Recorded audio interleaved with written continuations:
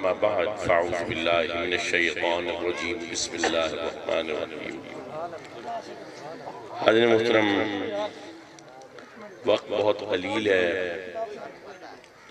میرا خیال ہے 5 منٹ میں صرف اس تعلق کو نبھانے کے لیے یہ قبلہ کریمی صاحب علیہ الرحمہ اللہ پاک آپ کے درجات کو بلند فرمائے۔ عبدالرؤف صاحب، تو آپ کے ساتھ ملاقات کا شرف رہا، بابا سنگھ کی محبت کا ایک تعلق رہا، میں صرف یہ نبھانے کے لیے حاضر ہوا۔ قبلہ میرے استاد مکرم حضرت قبلہ احسان صاحب تشریف فرما ہیں۔ میرے کالج میں آپ استاد بھی تھے اور شفقت بھی فرماتے تھے، آپ کی موجودگی بھی میرے لیے باعث اطمینان اور سکون ہے۔ میں آپ سب احباب کی محبتوں کا شکر گزار ہوں، اور یہ بچہ اسد غالباً ایک ہی بیٹا ہے آپ کا، اللہ اس کو لاکھوں میں ایک کرے۔ اس جوانی میں اس کے سر سے والد کا سایہ اٹھ گیا ہے۔ والد کا سایہ بہت بڑی چیز ہوتا ہے۔ یہ باپ جو ہے نا، یہ ایک ایسا سائبان ہوتا ہے جو انسان کو ہر مشکل، ہر پریشانی، زندگی کی ہر دھوپ سے بچاتا ہے۔ یہ باپ جب چلا جاتا ہے تو پھر باپ کی زجر و توبیخ، باپ کی ڈانٹ، یہ بھی انسان کو یاد آتی ہے۔ ہمارا بڑا عجیب معاملہ ہے، زندگی میں جب بچہ پیدا ہوتا ہے نا تو باپ اس کے لیے ایک رول ماڈل ہوتا ہے۔ باپ کی ٹانگ کے پیچھے چھپ جاتا ہے، شرارت کر کے آتا ہے۔ حاضر محترم، کوئی بات پوچھنی ہوتی ہے، میں ابا جی سے پوچھتا ہوں، میں ابو سے پوچھتا ہوں، میں بابا سے پوچھتا ہوں۔ وہ باپ کے پاس پہنچتا ہے، اس کے دل میں یہ ہوتا ہے کہ ابو جی ٹھیک کہتے ہیں، ابو جی ٹھیک بتاتے ہیں، ابو جی سے پوچھوں گا، ابو جی ٹھیک کہتے ہیں۔ اب ذہن میں یہی ہے باپ بیٹے کے کہ ابو جی ٹھیک کہتے ہیں، ابو جی ٹھیک کہتے ہیں۔ پھر تھوڑا بڑا ہو جاتا ہے، پھر سکول جانا شروع کرتا ہے، پھر استاد اس کو کچھ پڑھاتا ہے، سکھاتا ہے۔ اب اس کو گمان ہوتا ہے کہ نہیں، میرا باپ تو بس ایک سادہ سا مولوی ٹائپ آدمی ہے، اس کو کیا پتا انگریزی کی الف بے کا۔ میرا استاد جانتا ہے، الجبرا جانتا ہے، مسئلہ فیثاغورس جانتا ہے، انگریزی جانتا ہے، از ایم آر جانتا ہے، دس اور دیٹ جانتا ہے۔ اب جب کوئی بات ہوتی ہے تو وہ کہتا ہے نہیں ابو جی، میرے ٹیچر نے ایسے بتایا، میرے استاد نے ایسے بتایا۔ وہ جو پہلے باپ ٹھیک تھا، اب وہ تبدیل ہو رہا ہے، ذہن بچے کا ذہن تبدیل ہو رہا ہے۔ اب وہ کہتے ہیں نہیں، اب استاد ٹھیک کہتا ہے۔ پھر تھوڑی تھوڑی دیر کے بعد اوپر جاتے ہیں، آگے بڑھتے ہیں، زندگی کے سیڑھیاں اوپر جاتے ہیں، پھر یہ یار سادہ پیو تو یار سادہ بندہ ہے، یار یہ دیکھو یہ اس نے یہ زمین خرید لی، اس کا کیا فائدہ تھا، اس سے بجائے یار فلانی جگہ پہ پلاٹ لے لیتا تو یہ دیکھو اتنے کا ہوتا آج۔ یار سادہ پیو یار بادشاہ بندہ ہے، یار سادہ بندہ ہے یار۔ پھر دھیرے دھیرے اور بڑا ہوتا ہے، میٹرک کر جاتا ہے، ہاں جی باپ تو ان پڑھ ہے، مؤذن ہے، اذان دیتا ہے، مولوی ہے، تقریر کرتا ہے، اس کو کیا پتا دنیا داری کیا ہوتی ہے۔ پھر کہیں باپ کو مشورہ دے تو کہتا ہے نہیں نہیں ابا جی تو کو کیا پتا۔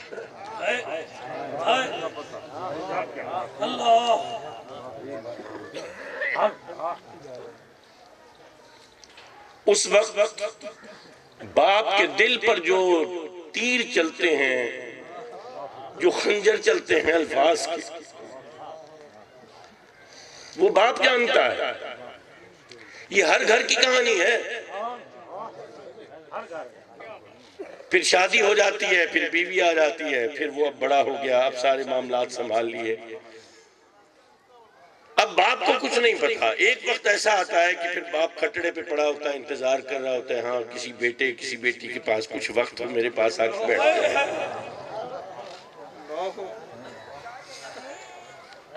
پھر یہ آنکھیں بجھ جاتی ہیں، پھر یہ چراغ گل ہو جاتا ہے۔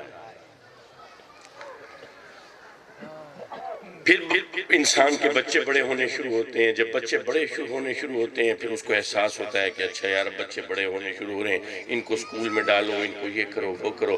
پھر دھیرے دھیرے بچوں کی آوازیں تیز ہونی شروع ہو جاتی ہیں. ایک وقت آتا ہے بیٹے کی آواز آتی ہے, ابا جی تو آپ کو کیا پتا.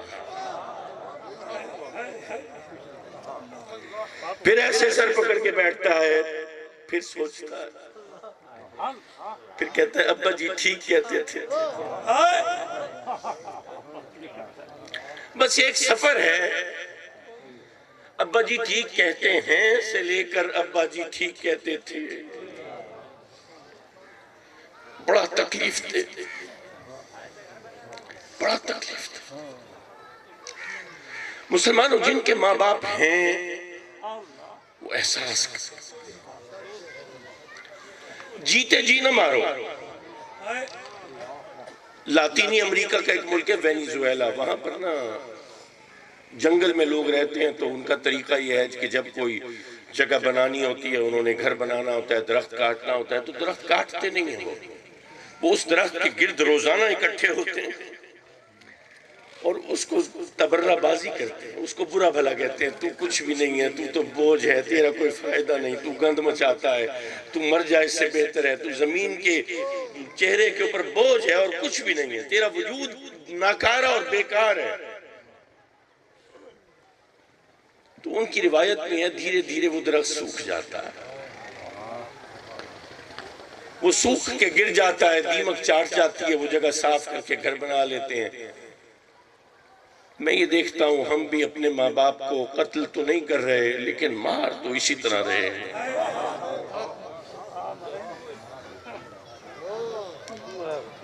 میں ایک گھر میں گیا, وہاں پہ ایک کھٹڑے کے اوپر ایک ڈھانچہ تھا جس کے اوپر چمڑی تھی. وہ کھٹڑے پہ پڑا تھا, اس کے پاؤں میں مغرب کے وقت دوپہر کے کھانے کے برتن پڑے ہوئے تھے. کوئی اٹھانے والا نہیں تھا, اور شاید وہ ڈر کے مارے آواز بھی نہ دیتا ہو کہ کوئی ڈانٹ نہ دے. کہیں کوئی پوتا یہ نہ کہہ دے دادا ابو یہ آپ نے چارپائی ناپاک کر دی. بیٹے آواز تو دے رہا تھا تجھے, تھوڑا صبر کرنا تھا, تھوڑا حوصلہ کرنا تھا, تھوڑا روک کے رکھنا تھا, میں کام کر رہا تھا. میں ادھر گیا, اس نے مجھے ایسے جیسے دبوچ لیا. میں جھکا ہوا تھا, میں نے سر اوپر اٹھایا تو بالکل جیسے وزن نہ ہو, جیسے کپاس کا بنا ہوا وجود, ایسے میرے کانوں میں جھول گیا. آس پاس چھوٹے چھوٹے بچے بچیاں اس کو دیکھ کے ہنس رہے تھے مذاق میں کہ یہ ہمارا دادا ہمارا نانا کیا کر رہا ہے. وہ پتہ نہیں کون سی محبت تھی جو مجھ سے نبھا رہا تھا, وہ ایک الگ کہانی ہے. لیکن میں یہ سوچ رہا تھا یہ بھی تو کبھی اس عمر میں تھا جس کے یہ بچے, اس نے بھی تو دنیا دیکھی ہے, اس نے زیر و بم دیکھے ہیں, اس نے اتار چڑھاؤ دیکھے ہیں, اس کی جوانی پر بھی نظریں اٹھتی ہوں گی, اس کے حسن پر بھی من للچاتے ہوں گے. یہ بھی کبھی اس زمین پر اکڑ کر چلتا ہوگا.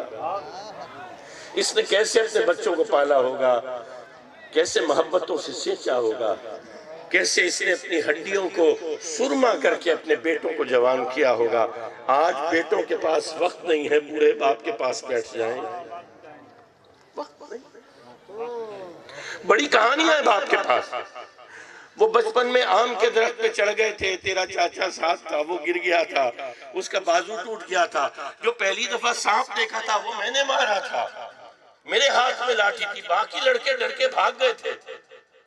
وہ استاد نے کان پکڑوا دیے تھے. وہ یہ ہوا تھا جب پہلی دفعہ باڑھ آئی تھی, سیلاب آیا تھا, تو کیسے بے سر و سامانی تھی. بڑی کہانیاں ہیں باپ کے پاس, ٹائم نہیں ہے کسی کے پاس سن لے. وہ مر رہا ہے, ہم انتظار کر رہے ہیں. میں ایک گھر میں گیا, وہاں پہ ملک صاحب تھے, ایسے کھیڑی چمکتی ہوئی, کلف لگے کپڑے, مایا لگے کپڑے.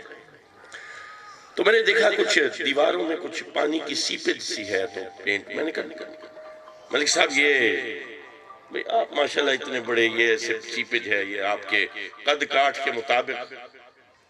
کہنے گے جی میں کام کرواؤں گا، بس یہ کہ والدہ بیمار ہے تو اللہ سے آسانی کر دے تو پھر میں اس کے بعد. تو میں سوچ رہا تھا، میں نے کہا ہاں بیٹا ماں کے جانے کا انتظار کر رہا ہے، اب ماں خدمت ہو گئی، اب ایک دفعہ دنیا سے چلی جائے گی، لوگ آئیں گے خام خانیہ پینٹ کراؤں گا، گند ہوگا، ہاتھ لگیں گے، یہ ہوگا، ایک دفعہ یہ کل خانی ہو جائے، یہ جو رسمیں ہیں یہ بس ایسے ہو جائیں، اس کے بعد پھر پینٹ کراؤں گا، پھر آرام سے سکون سے رہوں گا. ہم لوگ اپنے ماں باپ کے مرنے کا انتظار کر رہے ہیں. انتظار کیا کر رہے ہیں؟ ان کو مار رہے ہیں. ماں باپ کو بھی پتا ہے کہ میرا بیٹا، میری بیٹی انتظار کر رہی ہے کہ کب میری آنکھ بند ہو جائے. حاضرین محترم، یہ چلے جائیں گے، رہیں گے نہیں، پھر بعد میں یاد بھی آئیں گے. مجھے ایک بیٹا ملا تقریباً کوئی 1.5 سال پہلے، بڑا افسر تھا، رو رہا تھا، اکیلے میں ملا. آپ سے اکیلے میں ملنا ہے، اکیلے میں ملنا ہے. ایک آدھ بندہ تھا، اس نے کہا جی اس کو بھی جانے دیں. اکیلے میں بیٹھ گیا. اب میں بتا نہیں سکتا کہ کتنا بڑا آدمی تھا. اتنا بڑا تھا کہ اقتدار و اختیار میں اگر کوئی 4-6 بندوں کی نوکری کا کہوں تو شاید مہینے 4 میں اس کا آرڈر بھی نکلوا دیں. اتنا مقتدر. کہنے لگا جی وہ میری ماں اصل میں، مجھے ایک دن میں نکلا تو کہنے لگی بیٹے بات سنتا جا، مجھے جلدی تھی میں نکل گیا. کہ اچھا ماں بڑھڑی تھی گی، یہ پتہ نہیں کیا آگ سے ہوں میں دیر تھی نہیں بھی میں کو میں وینا. واپس آیا تو بیٹے نے کہا کہ دادی بلا رہی ہے. میں نے کہا بھی تھکا ہوا ہوں. دادی کو کہنا سو گئے بابا. یعنی میری والدہ 7 دن مجھے بلاتی رہی، میں 7 دن بھی جا نہیں سکا، بس مجبوری تھی، تھک جاتا نکل آتا. 8ویں دن صبح اس کا انتقال ہوا. میری ماں مجھ سے کچھ کہنا چاہتی تھی، مجھے پتہ نہیں ہے. پیر صاحب آپ سجاد سنگھ کے بیٹے ہیں، آپ کوئی روحانی طریقے سے پتہ تو کر کے بتائیں میری ماں کیا کہنا چاہتا ہے.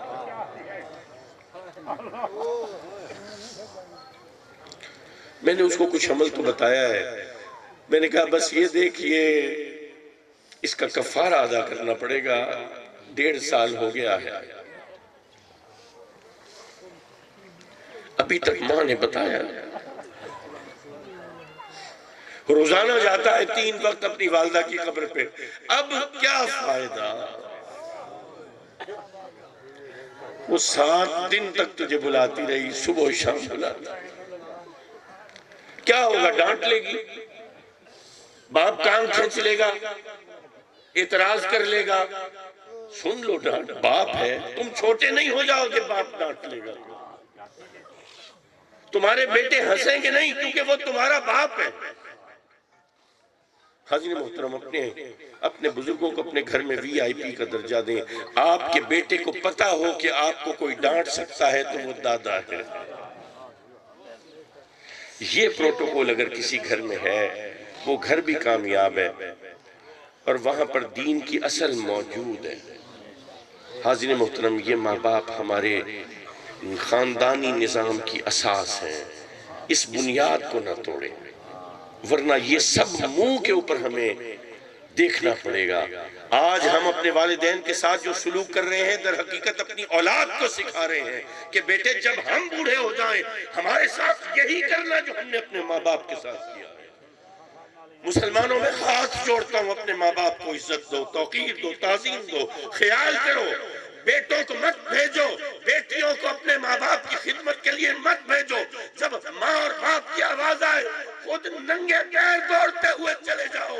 یہی حکم ہے رب کا، رب کے رسول کا فرمان بھی یہی ہے. اللہ آپ کا حامی مددگار ہو. اللہ علامہ صاحب کے درجات کو بلند فرمائے. وآخر دعوانا الحمدللہ رب العالمین.